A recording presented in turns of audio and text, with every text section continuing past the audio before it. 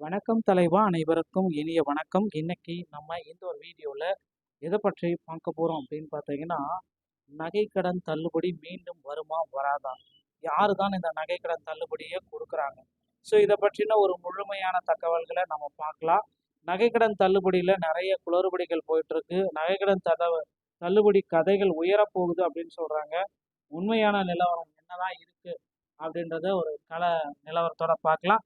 Indian reserve வங்கி தற்பொழுது நகைக்கடன்களுக்கான புதிய விதிமுறைகளை அறிமுகப்படுத்தியுள்ளது.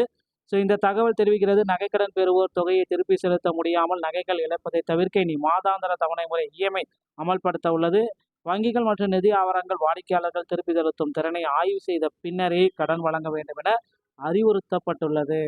பொதுமக்கள் தங்கள் சேமிப்புக்கான கடன்களை எளிதாக்கும் முறைகளை தடுத்து எளிதாக மீட்க உதவும் இது எதிர்பார்க்கப்படுகிறது.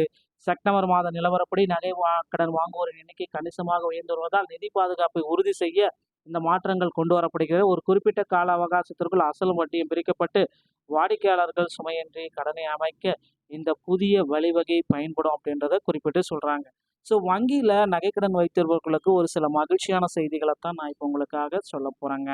தற்பொழுதைய சவால்கள் அப்படின்னு பார்க்குறப்ப 51% வந்து பார்த்தீங்கன்னா செப்டம்பர் நிலவரப்படி நகைக்கடன் அதிகரிச்சிருக்கு. ஏல நடைமுறையில் முறைகேடுகள், ரகசியமாக விற்பனை புகார்கள் இந்த மாதிரி வந்துட்டுருக்கு. மொத்த தொகை அசல் பிளஸ் வட்டி மொத்தமாக பணம் செலுத்துவதில் சிரமம், பொருளாதார சூழலால் மீட்க முடியாத சுச்சுவேஷன் வருது. இது எல்லாமே வந்து பார்த்தீங்கன்னா நகைக்கடன்களில் இருக்கிற சேலஞ்சிங். ஓகேங்களா? ஸோ ஆர்பிஐடைய புதிய விதிமுறைகள், நகைக்கடனுக்கு இனி இஎம்ஐ வசதி, கடனை திருப்பி செலுத்த மாதந்தோறும் குறிப்பிட்ட சிறு தொகையை செலுத்தும் ஈக்குவலேட்டட் மந்த்லி இன்ஸ்டால்மெண்ட். ஓகேங்களா?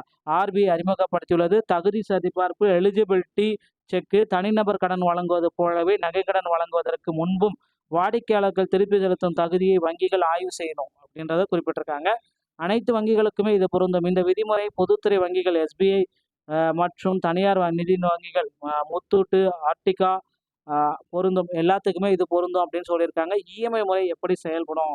ஆர்பிஐடைய புதிய ரூல்ஸ் அண்ட் ரெகுலேஷன்களை இஎம்ஐ முறை அதை கொண்டு வருவோம் அப்படின்னு சொல்கிறாங்க. ஸோ இந்த இஎம்ஐ முறை எவ்வாறு உதவும் அப்படின்னு பார்க்குறப்ப, ஒரு கடன் தொகை 10,000 ரூபா, வட்டி 2,000, மொத்தம் 12,000. உதாரணமாக ஒரு கணக்கீடு, நீங்கள் 10,000 ரூபா கடன் வாங்கிடலாம். அதற்கான வட்டி 2,000 மொத்தம் 12,000 வருடத்திற்கு மாத தவணைகளாக பிரித்து கட்டலாம்.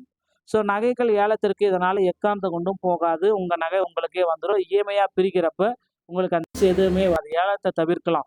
ஏல அபாயம், நகைகள் போயிடும்ன்ற அபாயத்திலேருந்து உங்களால் தப்பிக்க முடியும்.